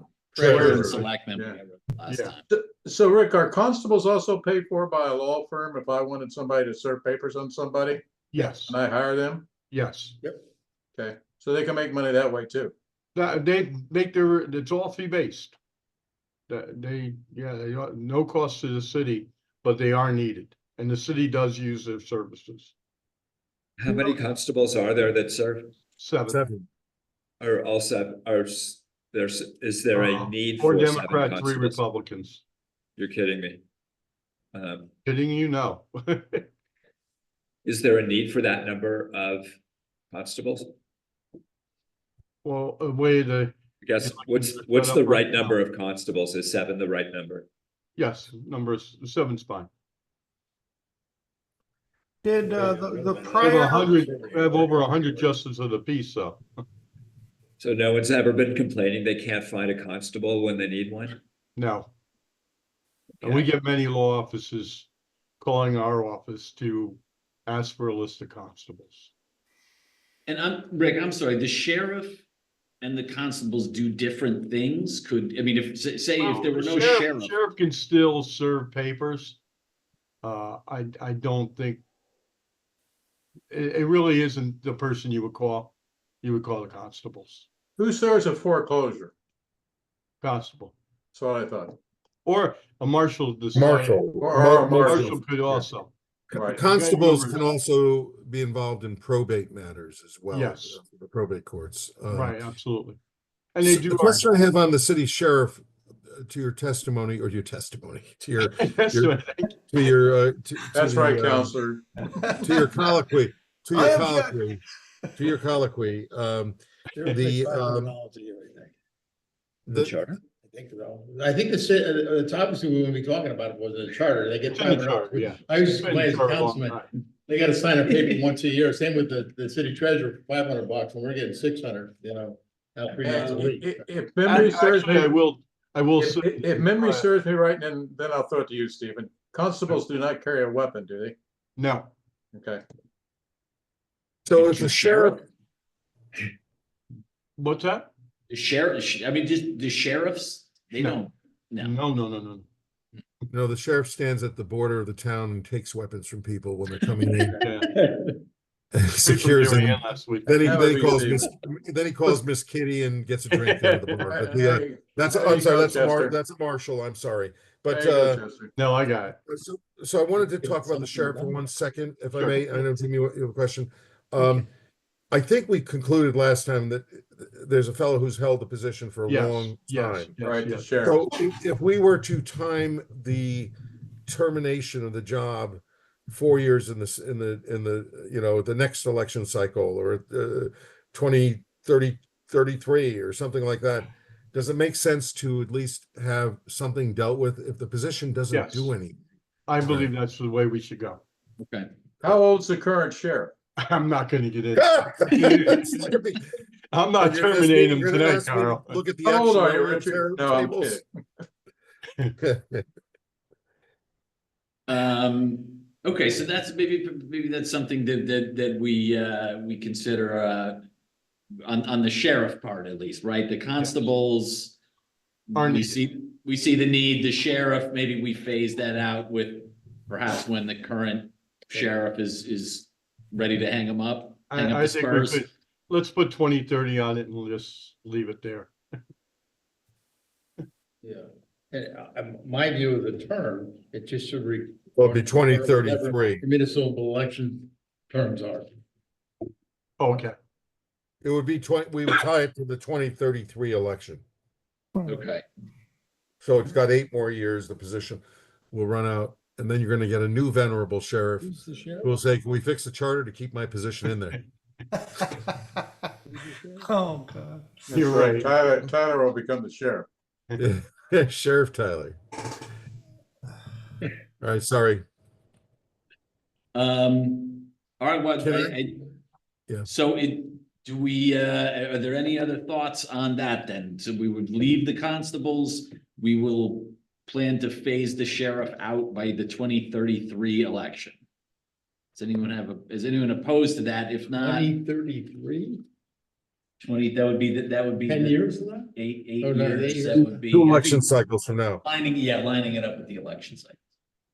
Well, election cycles every 2 Well, years. it's 2 years, right? Oh, that's right, not 4 years. Yeah, what'd you do there? Oh, yeah.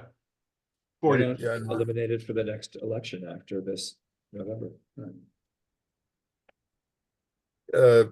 Somebody should chat with the current sheriff and see. Who's the sheriff, Rich? Rick, do you think maybe three election cycles? I go 3. Yeah, so 2029. Yes, I think that's safe. Because Rick's figuring it against the retirement age. I'll be in Anguilla. No, not yours. I'll be doing a charter revision in some part of the state. I won't. See what we've done charter revisions for Florida at that time. God knows. Yeah. All right, so I'll draft some language on that. Okay. Well, I suppose we should vote on that. Is there a motion to have Steve draft language to phase the sheriff out by the 2029 election? I'll make that motion. Okay, all in favor? Aye. Any opposed? Who is going to Anguilla? Pardon, Joe? Who was going to Anguilla? I am going to Anguilla. Jim? No, Rick. Rick. Rick, okay, awesome. Does that affect your vote? But I said- Are you abstaining for that? No, please don't. Joe, are you abstaining or opposed to the I motion am, on? I am here. No, Okay, so we were unanimous on the language on the sheriff phase out. Okay. Good job. That was all we had, and then we've kind of wrapped the discussion into those items, so I think. Have Steve? you made a definitive decision not to proceed with the 4-year term? I think we're gonna revisit that. I All right. didn't think we had Right. voted on that. No, we All have right, to take. the only reason I raise that is because that's technically the That topic impacts. for the next language. meeting. Yeah, no, it's a topic for the next meeting. Okay, Let's have it run Which we don't have to concurrent with leave, the but, elections. you know. okay, yeah, no, yeah, we still do need to come up with a formal vote on that. I could, well, Very both for the mayor and the council, right? We hadn't decided on either. Did everybody, before we move out of new business, well, maybe we should move into old business. Did everybody take a look at the language that I came up with for the council compensation? Yes, I liked it. Elegant. Well, thank you. And it's I liked it. simplicity. I don't know if I'd say it was elegant, but I would. It was elegant in its simplicity, to me. Thank you, Maestro. Appreciate it. Did anyone have any issues with that? I thought it was kind of exactly as discussed, right? That was what we had proposed at that meeting. Carl has a hand up? Yeah, but it has to do with a question and something about new business, but I'm done. Carl, was it related to this or no? no, it's related to a different topic, but Okay, well then, Steve, it sounds like we're good with the 4-7 council authority part. Thank you. Yeah.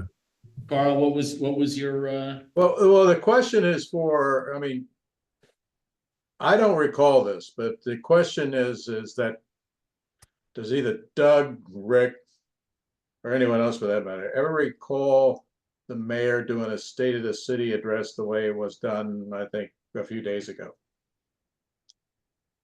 As far as what? Well, he did a state of the state, Yeah, but he did it for the city. There was a meeting that was supposed to be held in, I think, the big hall, but then there was only like 10 participants and 3 or 4 on video or whatever. So But how- I bring this up because I'd had a conversation prior to our last meeting, just as we were all sitting around waiting for it to start, that I was asking Stephen if we could put in the charter a clause that stated that the mayor would be obligated every year to do a State of the City address.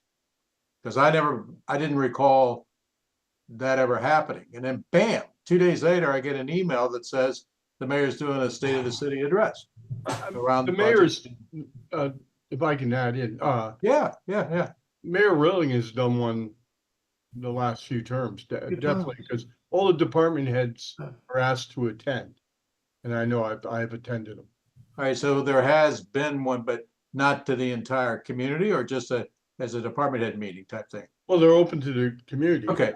Yeah. All right, so They there were has evaluated. been a State of the City address done, but it's not in the charter mandated that it has to be done. No, I see No. no need for that myself. If others disagree, that's fine, but. Well, there's I no, know- Jim, the only reason I bring it up is there's no really official report by the head of government currently, other than all of a sudden this popped up, that gives a State of the City address Yeah. about, where we're at financially, what the big items are, the big ticket items, Right. why such and such has taken a little while, yada, yada, yada, yada, and I declare the city is great. Yeah, no, I Uh, agree. I agree with all that, Carl. I just don't think it rises to the need of being in the charter. Because I have, yeah. Yeah, I mean, I agree with that. I think it probably doesn't need to be. I think that the people who support the mayor, whoever it is, are gonna cheer it, and whoever doesn't is gonna, say what a load it is, and I think we can probably just leave that up to the individual. Can I just tell you, there's two cities that require it, at least two. I can look if you want. New Haven has had it for years, and it very much was like a congressional or General Assembly approach. The speech would be before the Board of Alders, and pretty important night. Everybody looked forward to it every year, kind of, depending on the mayor, I suppose. Hartford just did something unique, and what they did is they turned their state of the city into the budget presentation. And so they require an annual address from the mayor when he or she presents the budget. And it then becomes a concrete mechanism for a broad public discussion or preview of what's in the budget. So that's what Hartford did in their last charter. So I didn't want to try to steer you one way or the other, but I thought that was an interesting approach to it. How do you feel about that, Jim? That's intriguing because I think when you tie it to our spending of our taxpayers' And money, that's really what I was shooting that for. But that's an right. anchor. That's an anchor point that I think citizens can grab onto. Yeah. And that's really what I was trying to get to by doing that Hmm. State of the City thing. So, anybody else? I'm sorry, Tyler, don't mean to take. No, that's not a bad idea. I mean, maybe is that, Carl, something we can think about and then put on the agenda for the next one? I'd be curious to look at the people who do it that way, to present it at the budget meeting. And then I have one other one, Stephen, that you and I haven't had a chance to talk about yet. I don't think there's any current language in the charter or anywhere else, or if you could even do this. But I have a very definite viewpoint on where I think certain employees of the city, particularly in certain positions that can affect the city and the people who live here, should also have to live in the city that they draw a paycheck from. There's some, typically department heads fall within that category. With your rank and file municipal employees, there's state legislation that doesn't permit you to do that. So it would be a difficult road to hoe. That's come up in some of the cities I've worked in, and Yeah. they've not been able to make that And, happen. and I will also say parenthetically, I had always been a huge advocate of residency, particularly for department heads. But I've now, in 3 different communities, been confronted with mayors who are finding that in the modern world, with the mobility we have, that it's difficult to get people to move into New Haven is one of the cities that has raised this issue. So in the last charter revision, we actually softened the residency requirement to give the Board of Aldermen an ability to create exemptions and waivers based on specific circumstances. And we just went through this in Middletown. In fact, the issue has been semi-resolved, but I won't get into all the details of it. In Middletown, just today, I was dealing with this issue where they're finding it enormously difficult to find a public works director. I think that the route toward, making it mandatory for the department heads with some level of flexibility makes some sense, but to try to expand it beyond department heads, and I don't know that you have it for department heads, will be difficult. Yeah, I mean, and I'm really talking about people that, are in a position to make a decision. So that would be department heads or, and this is not related to the police or the fire or chiefs or anything like that. And particularly not to the firemen or policemen, because most of them don't live here anyway. But it's just so you know where my head's at, where it's coming. I happened to have a couple of years ago a conversation with somebody that's a department head who makes decisions and runs a committee that impacts us a lot as a city. And they basically told me, well, it didn't really matter to them because I don't live here anyway. And that stuck in my craw and has bothered me for some time. So anyway, that's why I brought it up. That bothers me, but it speaks to me more of the fitness of the hire. I would agree. Rather than his residency, so. I would agree.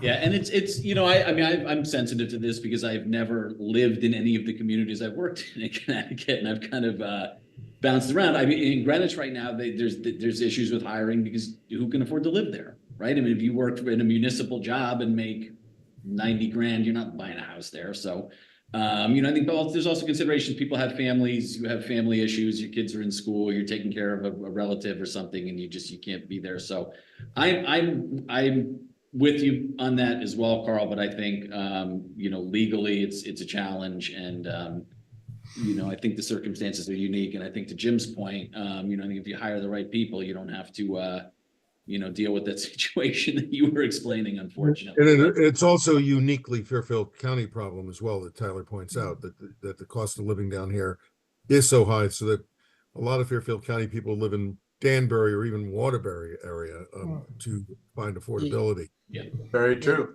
One of the reasons the merit's so packed coming in and going out.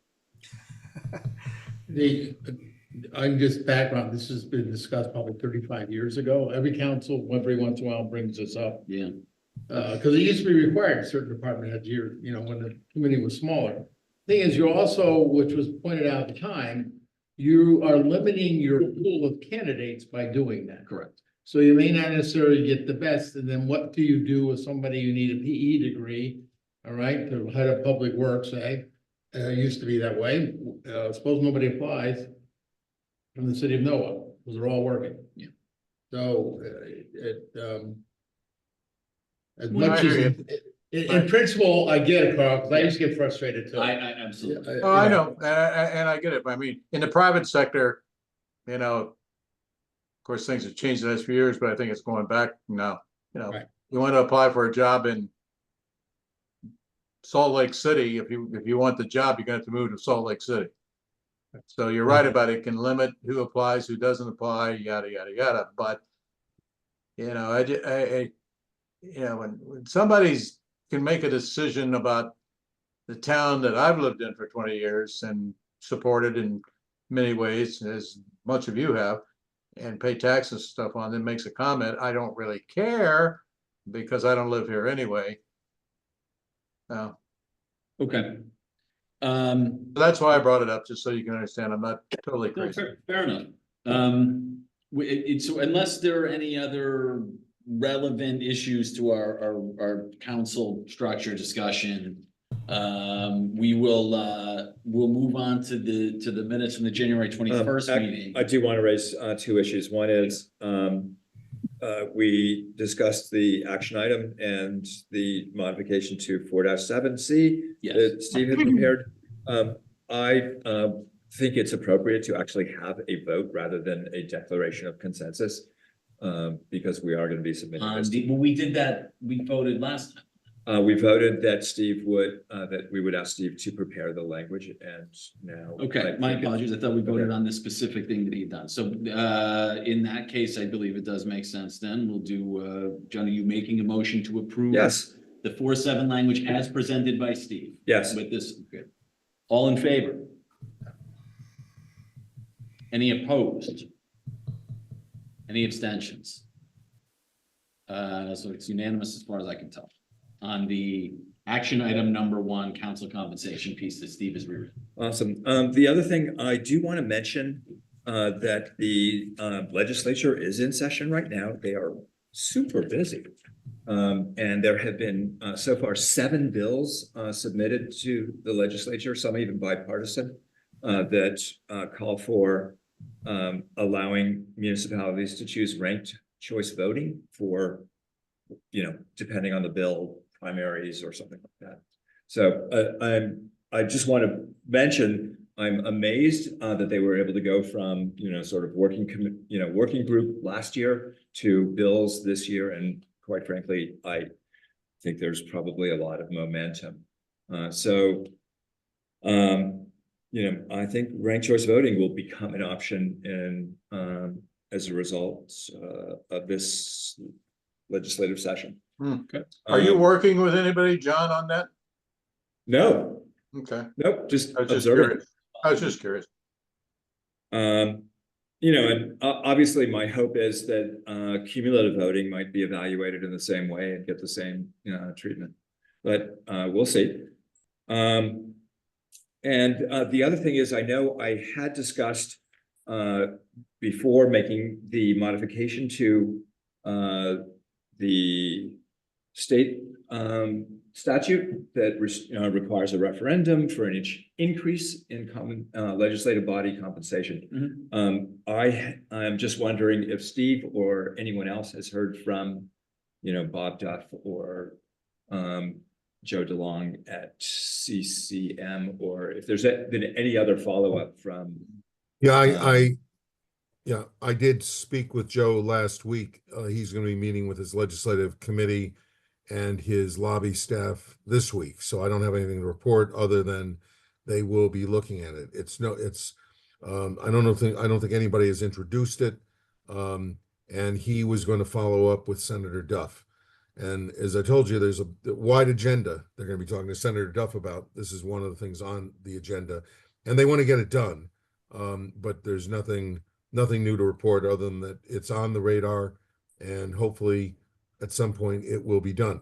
Both he and I don't want to speak for him. I believe, and I don't think he would disagree if he were here, that it's the kind of bill that will get thrown into another bill as we get to the end of the legislative session. I don't think it's going to be a standalone piece of legislation that you're going to see run through a committee in the normal way. I'm not saying I like that. I prefer the normal procedures, but I think it's more likely to be something that comes up and say to Bob Duff, hey, can we attach it to this one? Can we throw it in here? Can we amend this one? And that could be the last night with the darkest night of the session when they put the rat legislation together, so to speak. This would be a lovely little mouse, not a rat. So hopefully it would be something that'll be done. Hopefully it'll be done sooner, because the sooner it gets done, the more likely we can address it before we send this to the council. But it's more likely, from my point of view, to happen when this is over with the council before it comes back to us. So that's all I know. It's some of it's speculation.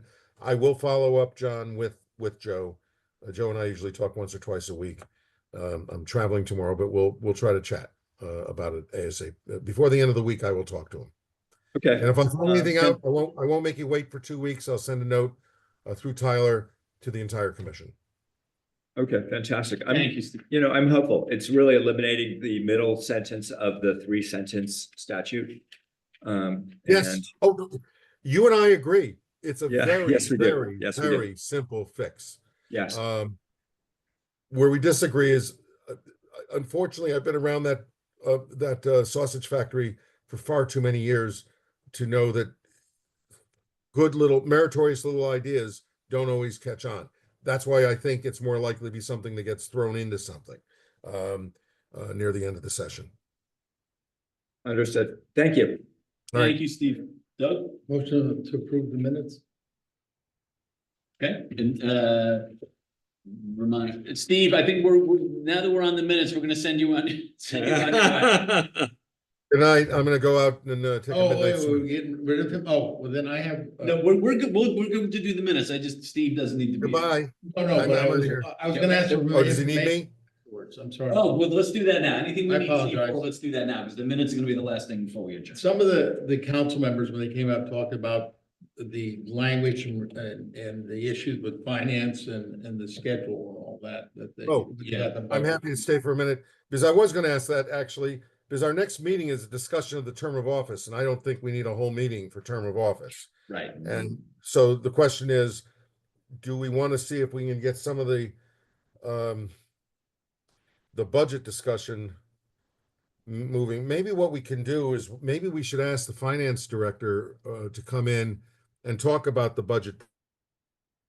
Yeah, and what I was gonna ask, Steve, can you take what was discussed by the council members at the time and the finance director and kind of highlight the areas in the charter that we would have to address on their concerns?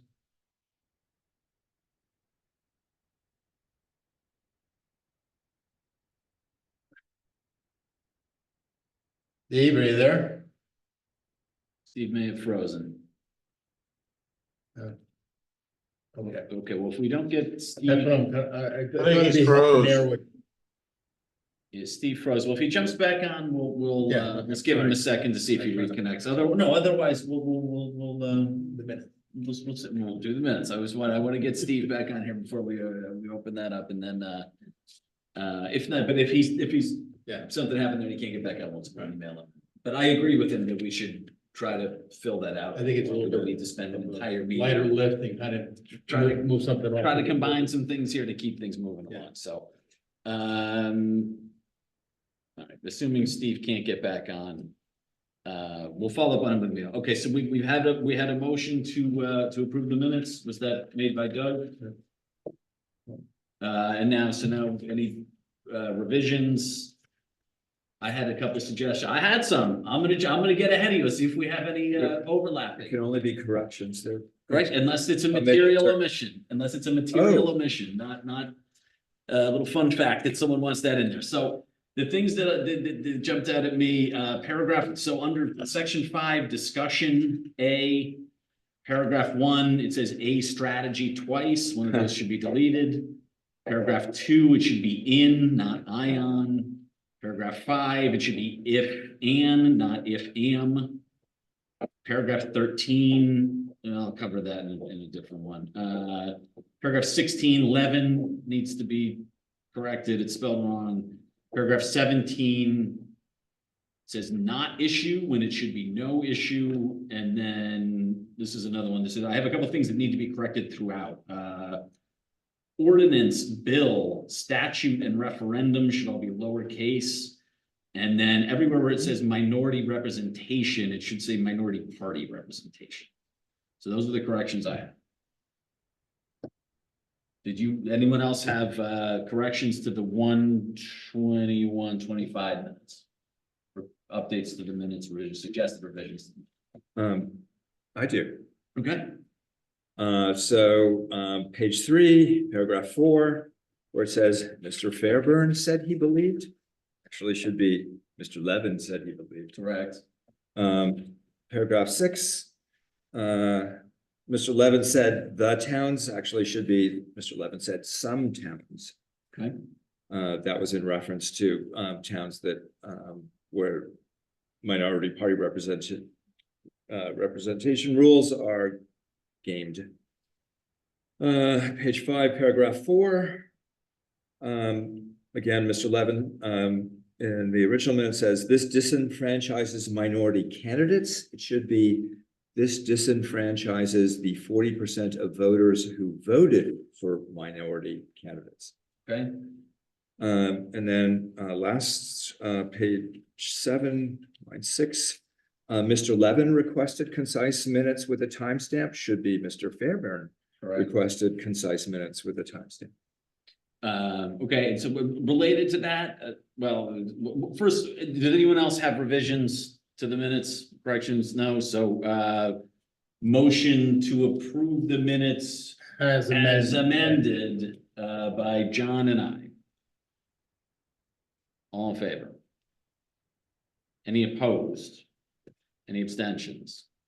Okay, the last thing, and I can talk to Esther about this, or just we put it on the record now, so, I'll clarify with Esther and work with Telesco. The idea was to have a time stamp directing to where that conversation was happening in the video. I think there was some confusion last time, and they estimated the amount of time we spent talking about a particular issue, which is not what we're looking for. We want the time stamp, so I'll check with Esther to clarify that.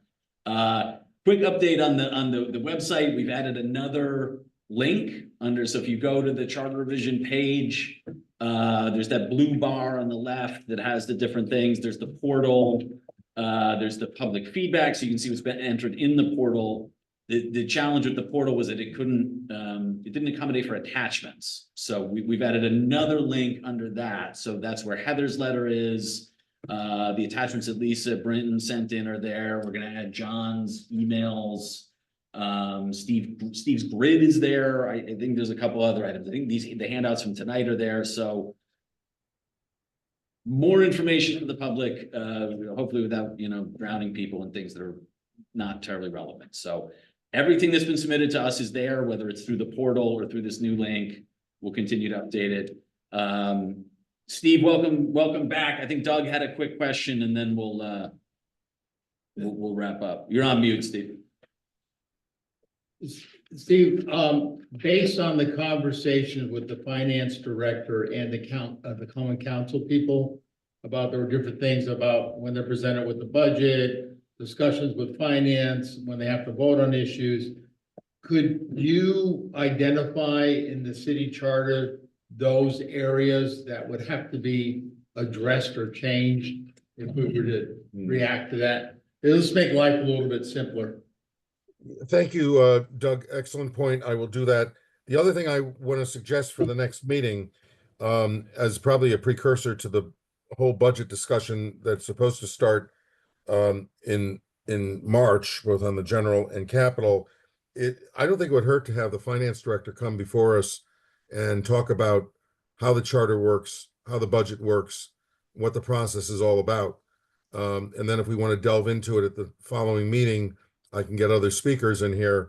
But I think that would be, in light of the kind of the light load, I think that at the next meeting, which is basically the term of, I'm not saying that it's not a weighty issue, but I don't think it's an all-night issue.